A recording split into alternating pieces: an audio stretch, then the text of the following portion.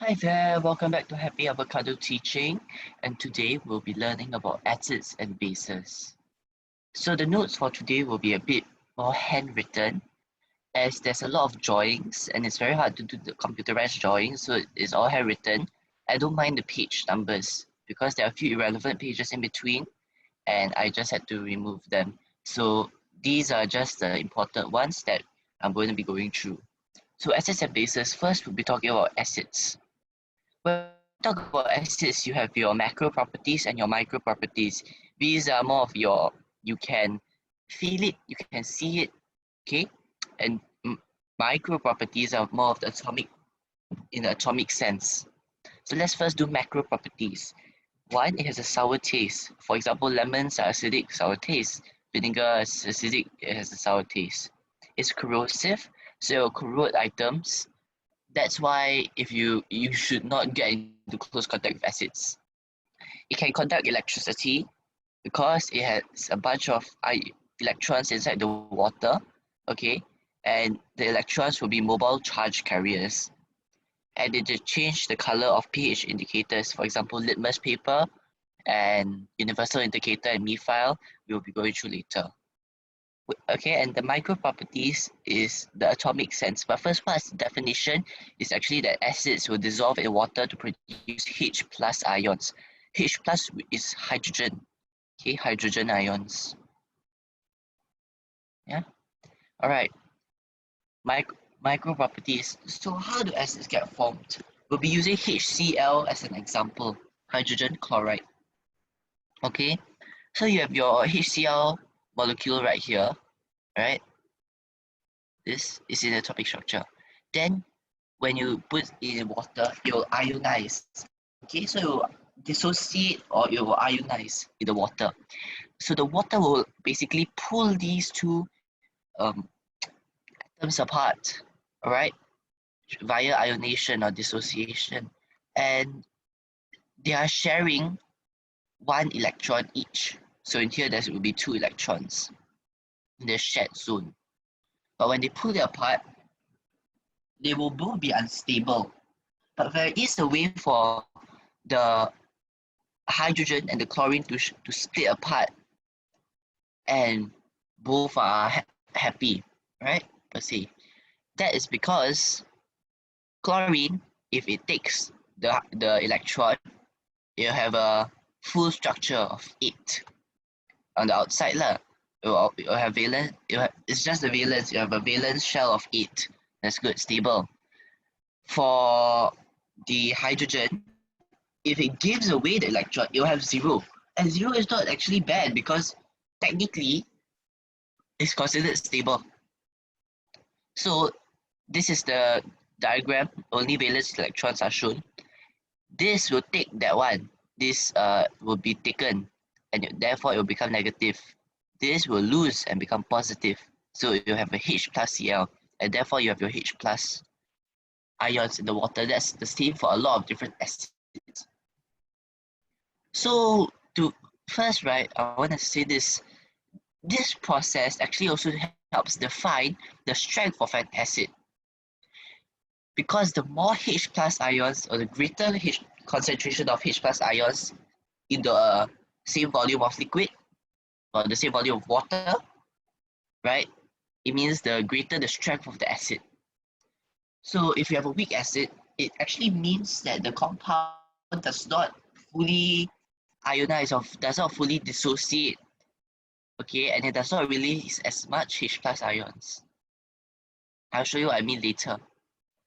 Now, what is pH? pH tells the acidity or alkalinity of any substance. Why is it alkalinity? I'll explain later. Okay, this is the pH scale. 1 or sometimes it's 0 being very acidic, 7 being neutral, and 14 very alkaline. Not very basic. Bases and alkalines are the same, but they're also different. And for pH, it's always alkaline. Yeah, right. So here are some common acids. Hydrochloric acid, which is your HCl. Ions produce H plus Cl minus. Nitric acid, HNO3. Okay, and the ions produced will be H plus NO3 minus. sulfuric acid, H2SO4, where 2H plus is produced, okay, and SO4, 2 minus, is released. Okay? They are both produced. Yeah, when it dissociates. And ethanoic acid is your vinegar. It's a weak acid, okay? Yeah, vinegar. CH3COOH. This is, they write it like that is because that's how the structure actually looks like.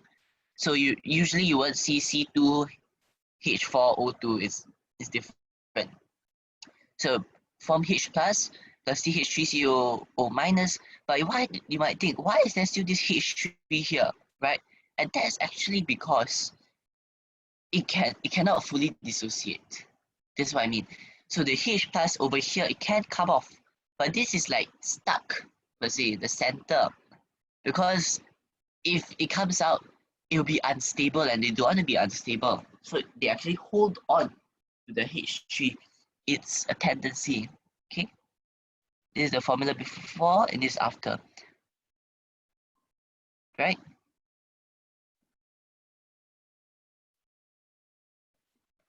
Some extra acids that are good to know but are rarely tested. Phosphoric acid, H3PO4, which releases this. Carbonic acid, H2CO4, releases this. Yeah, all right. So just now I talked about concentration. Now, what is concentration? Concentration of a solution refers to the amount of solutes dissolved in the volume of solvent. Solute will be our, okay, the compound will be a compound usually, and in this case, you'll usually be talking about hydrogen ions, and our solvent right now in this case will be water, right? Remember, acids only dissociate in water. You don't go and put acid in ethanol, or you don't put in oil. That will work. Okay. So example, hydrochloric acid, the solute will be HCl. Okay, and let's say there are 2 molecules right here. The solvent is water, and let's say there are 4 molecules. I've drawn it out. So yeah, ethanoic acid. There's 2 solutes of this. The solvent is water. There's also 4. So the concentration is the same. But now this is what differentiates between the strong acid and a weak acid. Strong being hydrochloric acid is very strong. Hydrochloric acid, sulfuric acid, those are strong acids. Weak acid, this one, ethanoic acid, vinegar. Vinegar is a very weak acid because you see your household vinegar, it doesn't corrode the bottle it's in, so it's a weak acid. It doesn't corrode the table, it doesn't corrode your pen, it doesn't corrode your utensils, and it doesn't corrode your body, right? So now we see this. Your HCl times 4, it becomes all 4 would dissociate fully. But you have your ethanoic times 4. Only 1 will dissociate fully. Well, sometimes more than 1, but usually only 1 or 2. Few, because they cannot fully dissociate. Okay, fully dissociating means that there's a chance that it won't actually dissociate. And that's just a tendency because some molecules do not like to dissociate. What completely ionizes or dissociates would be HCl, H1O3, and H2SO4. So your those, and that's only partially dissociates is CH3COOH ethanoic. Okay, this produces a high concentration of H plus ions, which means it's a stronger acid. This low concentration is a weaker acid. Yes. pH scale. So this is the pH scale. What makes up the pH scale is 1 to 14, right? So what's more alkaline is actually more concentration of OH minus. Okay, OH minus ions, hydroxide ions. And it depends on the amount. So if there's a few OH minus, it's highly acidic. A lot of OH minus, highly alkaline. Equal OH minus and H plus will be acidic. It will be pH neutral, equal. So here's a flow chart of what we just learned. Compounds. But when we have compounds, we have your non-metals. We have your water, carbon dioxide, ammonia, methane, so many. You have your metal oxides, okay, and hydroxide, which will give you bases. So this we are starting bases. You have our insoluble and soluble. Soluble bases are alkali. So all alkali are bases, but not all bases are alkali. Okay? So here's the definition of bases. Bases are compounds that are metallic oxides and hydroxides that react with an acid to give out salt and water only. Okay? Notice? Because you have, oh, I did not go through this, but it's good to know. For acids, right? For acids, right, you'll have acids plus carbonate. Okay, acid plus carbonate reaction will release carbon dioxide. It will release a salt based on the acid, and it will release water. I'll have example questions in the back which we'll go into in depth for. You have acid plus metals. Okay, if you have acid plus metal, it will release hydrogen gas plus a salt. All right, and acid plus base, salt plus water. There's another base reaction, which is base plus ammonium salt. I'll go through later also. Okay, and they react with acids to give salt and water only. They are defined by their OH Bidas properties. OH Bidas is only alkali. Okay. So here are some bases. This is not a base. Most bases are solid and insoluble in water. That's most bases. Alkalis are bases that are soluble in water, like sodium hydroxide. Now, how do we know what base is soluble and what is not? Okay, there's a very easy way to tell. Metals from group 1 and 2, with the exception of magnesium and beryllium, right, is usually able to dissolve in water as a base. All right, that's the way to remember it. Yeah. So you have your alkali, which are soluble bases. This is the center. The bases are all metal oxides and all metal hydroxides, right? So it's a donut model for you. Okay, it's not a donut, but yeah. The big group is called bases. The small group inside bases is alkali.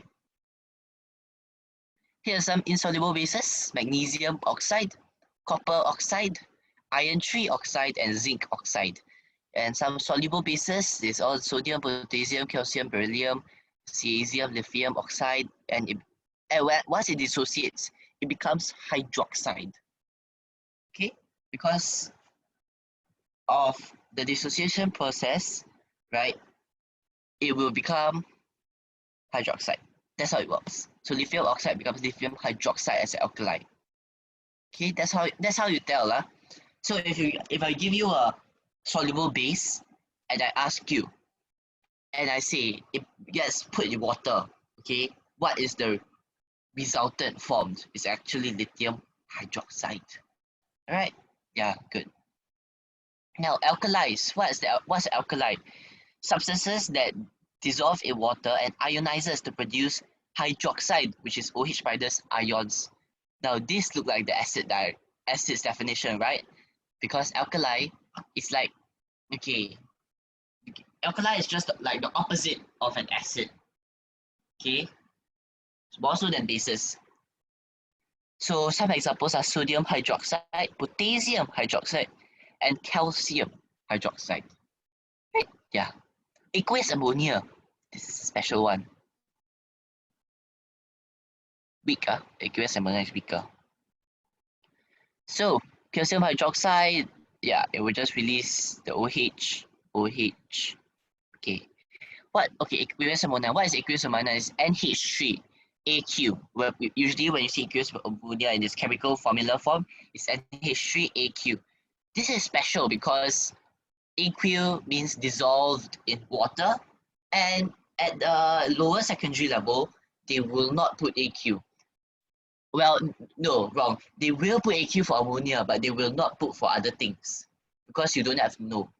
But at the higher secondary level and afterwards level, tertiary levels, right, you have to put your S, L, G, and AQ when it comes to these for everything, for salts. Okay, so this will take some time to learn. For example, if you have sodium hydroxide, right, now it becomes sodium hydroxide AQ plus for example, an acid, right? HCl, AQ, it will form whatever, yeah. So this is when you have NH3 plus water, it will form ammonium hydroxide, right? So when it forms ammonium hydroxide, NH4OH, NH4 is just an ammonia ion, okay? NH3 is aqueous ammonia, NH4 is real ammonia, but it has a plus, so it's an ion, so it's ammonium, okay? OH minus, there's your hydroxide. Properties, macro properties of an alkali: soapy feeling, bitter taste, and can conduct electricity. Oh, and you also change the color of paper of indicators, but that's for alkali. Yeah. Okay, so now you might have this question: why are acids sour and bases? Oh well, no, not bases, and alkali bitter, right? And it's out of syllabus, but I did do some research on this, and I actually know that the reason, and actually have the reason. Okay, the reason why acids are sour is because the way your taste buds work, right, is there's a specific part of your taste bud that functions or that they work with like ions. Okay, I'm just going to give you a very vague explanation.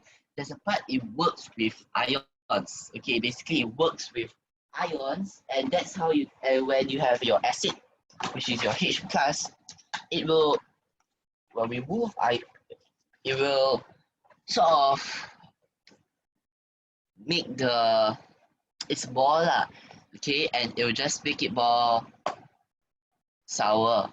Whereas with your alkali, it's your OH minus, it will make it bitter. Okay, there's a part that works with iron. This is more into biological concepts already, so I'm not going to cover too far on that. Here are the reactions: acid plus alkali to salt and water. Okay, well, and bases will also react with acids. Okay, during an acid-base reaction, only one of it needs to be aqueous. Okay, the water needs to be present, but once you put it together, it does not matter which part the water comes from. So let's say you have alkali, sodium hydroxide aqueous, and you put in solid HCl, it will still react. Okay, and that's why that's the same for acids.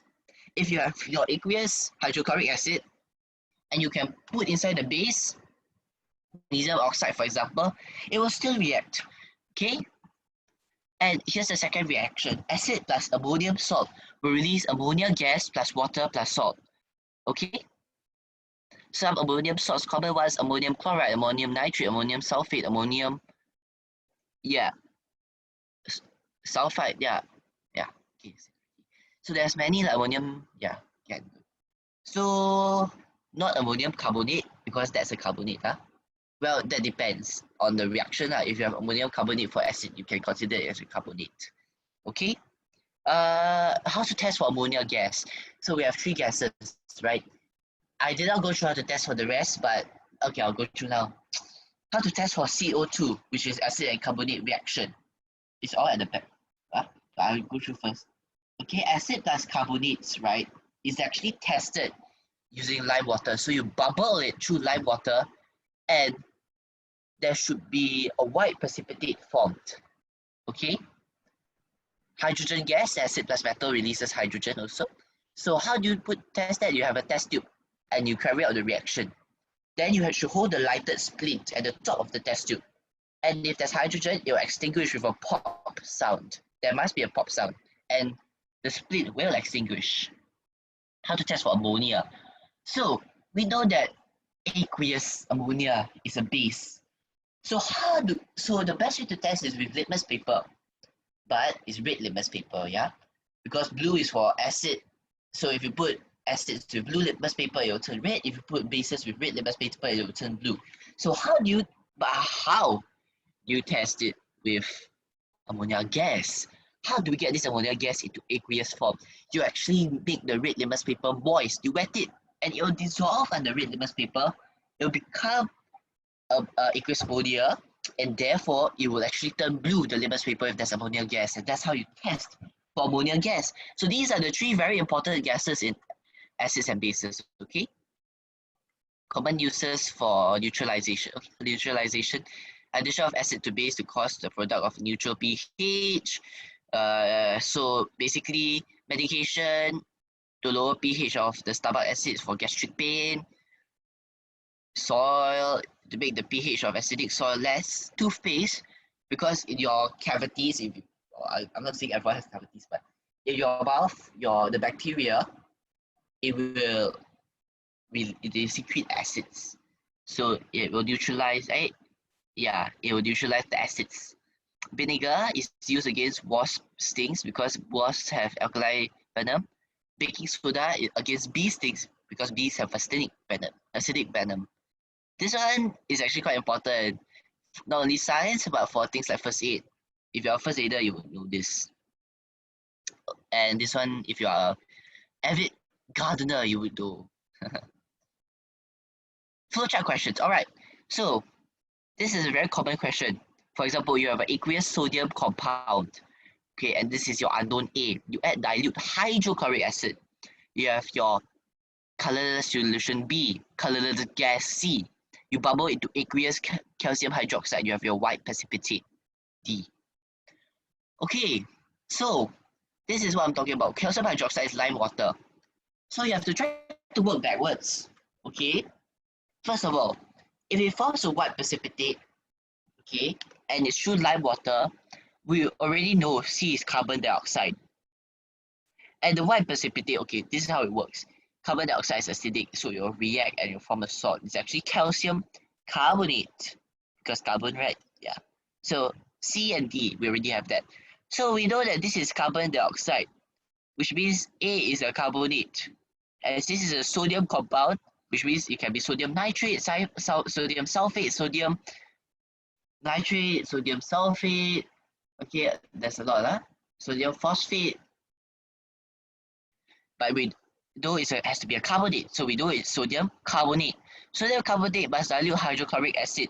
The way it works is hydro, but there's chloric, right? So we take chloric, we take sodium, and tada, sodium chloride solution, because it's a solution in water.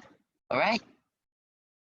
So basically, this is how a flowchart question works. All right. So basically, I have come to the end of my acids and bases notes that I'm going to be going through. If there's any more questions, feel free to post it and I will answer them. Yeah. Okay. See you soon. Bye.